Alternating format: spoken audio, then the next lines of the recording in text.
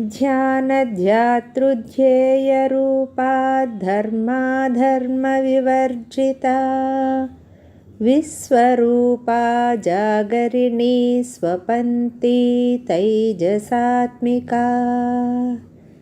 ధ్యానధ్యాతృధ్యేయ రూప,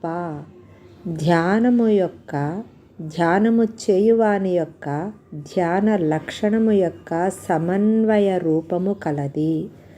ధర్మాధర్మ వివర్జిత, విహిత కర్మలు అవిహిత కర్మలు లేనిది.